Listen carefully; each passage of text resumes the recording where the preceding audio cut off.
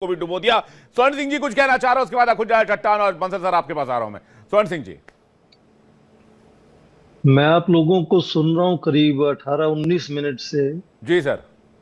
मोटे तौर पे हर कोई अपनी बात रखने की कोशिश कर रहा है, जिसमें लग रहा है कि पाकिस्तान अपनी बात कह रहा है, हिंदुस्तान भारत अपनी बात कह रहा है। जी। दुनिया क्या कह रही है?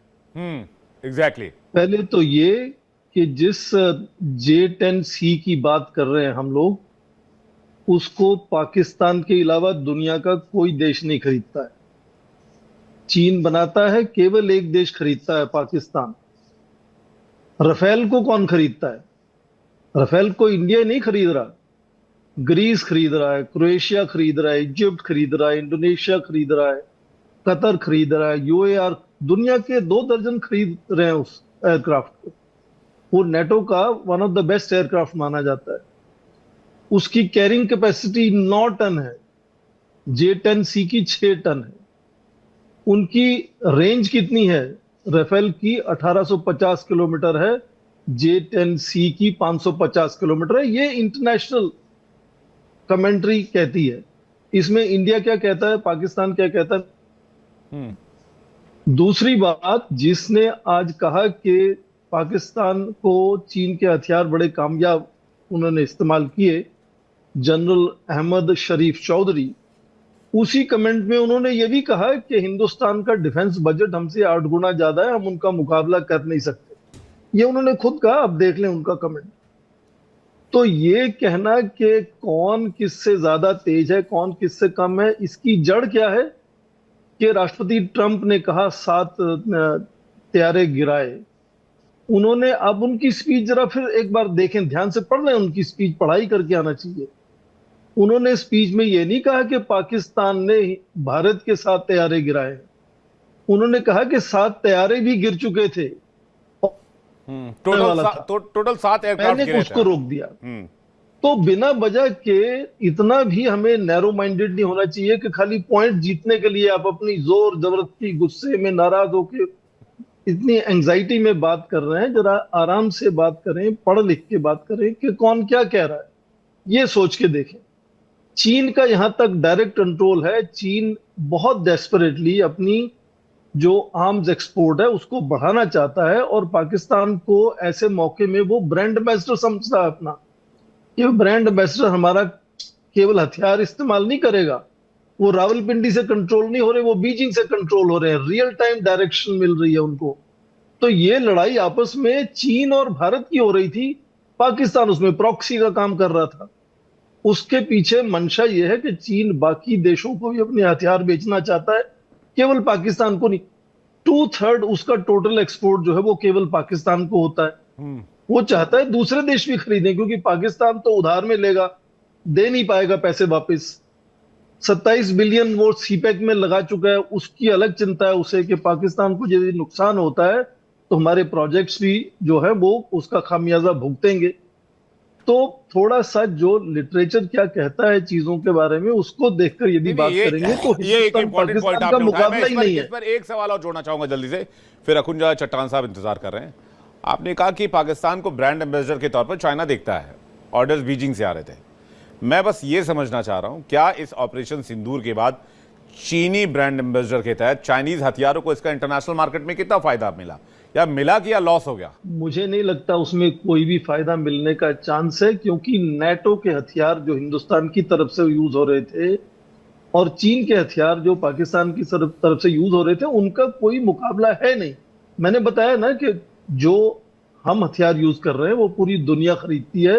जितने भी डेवलप्ड देश हैं वो उसका इस्तेमाल करते हैं। नेटो का वो लीडिंग एयरक्राफ्ट है जिसकी हम बात कर रहे हैं।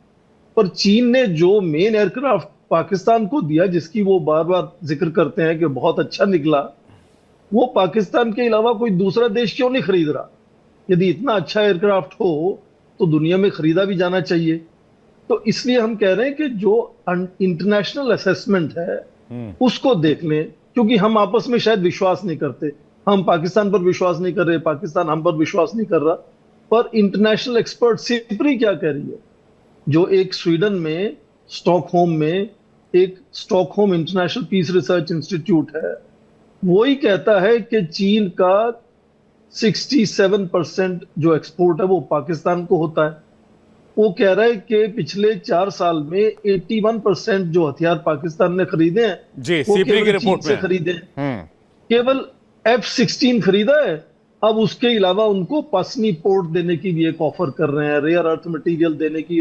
तो पाकिस्तान की लॉयल्टी पर भी चीन में ये बातचीत शुरू हो गई है कि क्या हम पाकिस्तान को लॉयल दोस्त मान भी सकते हैं या नहीं मान सकते हैं। आप देखें कि ग्वादर से 70 किलोमीटर दूर पसनी पोर्ट वो अब देने जा रहे हैं अमेरिका को। तो ये चीन को भी चिंता होगी कि क्या ये ब्रांड एम्बेसडर कामयाब है, क्या ये दोस्त भरोसेमंद है या नहीं है।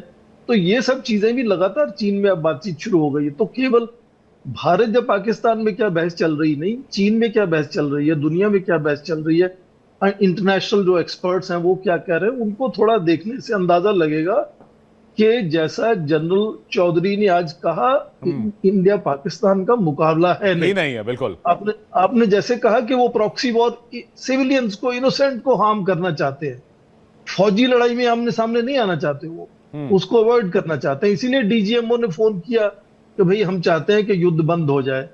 तो क्योंकि इंडिया के टारगेट 9 थे वो हिट हो चुके थे, इसलिए इंडिया ने कहा ठीक है उसको बंद कर देते हैं, हमारा जो उद्देश्य था, जो एम था वो पूरा हो गया। तो इसलिए हमें तो कोई प्रॉब्लम नहीं है बंद करना, हमने शुरू में कहा था कि ये टारगेट हमारा है।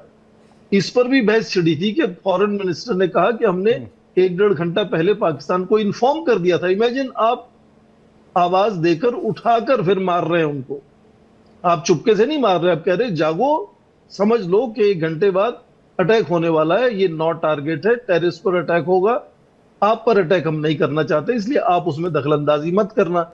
फिर दखलंदाजी की तो उसका खामियाजा भी भुगतना पड़ा, और पूरा उसका जो वीडियोस हैं, फोटोग्राफ्स हैं। क्या ऑब्जेक्शन है आपको? मतलब मुझे कोई ऑब्जेक्शन नहीं है, पाकिस्तानियों को वो ऑब्जेक्शन खत्म करना हुआ आर्मी के साथ, जो आर्मी पाकिस्तान का नहीं, डे वन से अपना ही भला करने में जुटी हुई है। चाहे वहां का कोई भी आर्मी चीफ उठाकर देख लीजिए, किसी ने खुद को राष्ट्रपति घोषित किया, किसी ने खुद को प्रधानमंत्री घोषित किया, किसी ने खुद को तो आर्मी जनरल रहते ही राष्ट्रपति घोषित कर दिया। परवेज मुशर्रफ सबसे ताजा नाम है, और मुझे लग रहा है उसी रास्ते में जनरल मुनीर भी हैं। स्वर्ण सिंह जी, देखिए, फिर से बहुत आराम से फैक्ट की मैं बात कर रहा हूं, फैक्ट्स की बात करेंगे, और मुझे लगता है कि पाकिस्तान के पैनलिस्ट जो हमारे साथ हैं वो भी फैक्ट्स को मानेंगे कि ये सच्चाई है। पिछले 75 सालों में पाकिस्तान के 35 साल सेना ने डायरेक्टली सत्ता को कंट्रोल किया है। बिल्कुल। सेना का कंट्रोल रहा है 35 साल तक। और बाकी सालों में भी हमने देखा कि अक्सर हम देखते हैं कि जिसको वो चाहते हैं, कभी इमरान खान फेवरेट हो जाता है तो वो आ जाता है, नवाज शरीफ को भगा देते हैं, फिर अब इमरान खान को जेल में डाल देते हैं। तो जब सेना डायरेक्टली सत्ता में नहीं होती है तब भी कंट्रोल सेना का ही होता है। और ये आप देख लें, जिस तरह से फील्ड मार्शल आसिम मुनीर को ट्रंप व्हाइट हाउस में बुलाते हैं, इसका क्या मतलब है कि ट्रंप साहब को अंदाजा है कि पावर सेंटर कौन है पाकिस्तान में। दूसरी बात, फिर ये फैक्ट्स की बात है। कहा गया कि पिछले 11 साल में भारत का हालत जो है खस्ता हो गई है। अब चाहे आईएमएफ का डाटा देखें, वर्ल्ड बैंक का डाटा देखें, वो तो कह रहे हैं कि भारत का जो ग्रोथ रेट है वो 7.8% पहुंच गया अभी। अक्सर 6, 6.5 से ऊपर ही रहता है। पाकिस्तान का ग्रोथ रेट 2023 में 0 था। मैं रिपीट कर रहा हूं, 2023 में पाकिस्तान का ग्रोथ रेट था 0.004%। पिछले साल उनका 2.7% पहुंचा है। अच्छी बात है, थोड़ा सा फायदा हुआ है, लोन वगैरह मिल गए आईएमएफ से और सऊदी अरेबिया से। अब सऊदी अरेबिया का लिंक क्या है, डिफेंस पैक्ट क्या है? 70 के दशक से ही जो फंडिंग है पाकिस्तान के न्यूक्लियर प्रोग्राम की, वो सऊदी अरेबिया से हो रही थी। इसलिए बहुत से पाकिस्तानी और ज्यादातर दुनिया के जो न्यूक्लियर एक्सपर्ट्स हैं वो उसको पाकिस्तानी बम नहीं कहते हैं, उसको इस्लामिक बम कहते हैं। उसको इस्लामिक बम क्यों कहते हैं? इंडिया के बम तो को नहीं कहता कि क्रिश्चियन है या इस्लामिक है, वो तो इंडिया का बम है जो भी है। तो वो लिंक उनका वो वैसे बना हुआ है, अच्छे से समझ आता है। और तीसरी और आखिरी बात जल्दी से कहूंगा, नहीं नहीं, हाँ आराम से फिर बोलिए, कोई दिक्कत नहीं। हाँ, आप ये मत देखें कि हिंदुस्तान क्या कहता है, आप देखें संयुक्त राष्ट्र संघ, यूनाइटेड नेशंस के रेजोल्यूशन क्या कहते हैं, अमेरिका के रेजोल्यूशन क्या कहते हैं, यूरोपीय देशों के रेजोल्यूशन क्या कहते हैं कि आतंकियों का ब्रीडिंग ग्राउंड कहाँ है, ओसामा बिन लादेन कहाँ मिलता है, और दूसरे, चाहे वो जैश ए मोहम्मद हो, चाहे वो नहीं, रेजिस्टेंस फोर्स हो, ये बात एलटीटी हो, जी, ये ये बात हिंदुस्तान अखुंदजादा की बात चट्टान नहीं ने मैं कह स्वीकार रहा की हूं। दुनिया कि ऐसा कहती नहीं है कि जो पाकिस्तान ने ब्रीडिंग गलतियां नहीं की है, ग्राउंड है, पाकिस्तान ने कई गलतियां की हैं जो ब्रीडिंग ग्राउंड है वो पाकिस्तान में है। तो जो और आज चीजें उसका खामियाजा भी भुगत रहे हैं, ये भी उन्होंने कहा। बिल्कुल बिल्कुल बिल्कुल वही ना, यदि आप किसी दूसरे को टेररिज्म का इस्तेमाल करके नुकसान पहुंचाना चाहेंगे तो आपको खुद भी नुकसान उठाना पड़ेगा। वो किसी के दोस्त नहीं होते हैं, वो सबके दुश्मन होते हैं। इसलिए उनको पालने से आपको नेचुरली आपको भी खामियाजा भुगतना पड़ा और भुगत रहे हैं अभी भी। तो जो तौर तरीके पाकिस्तान के रहे हैं वो पूरे, आप देखें कि सर मैं अभी 3 दिन के 3 अटैक गिनवा सकता हूं। क्वेटा में पैरामिलिट्री के हेडक्वार्टर के बाहर धमाका, जाफर एक्सप्रेस में धमाका, कराची में एक साथ 4 जगहों पर धमाके।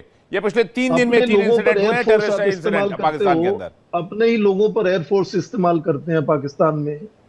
तो ये तो मुश्किल है कि इस तरह से पड़ोसी देश हो तो आसपास के देशों को भी बड़ी परेशानी होती है उसकी। तो इसलिए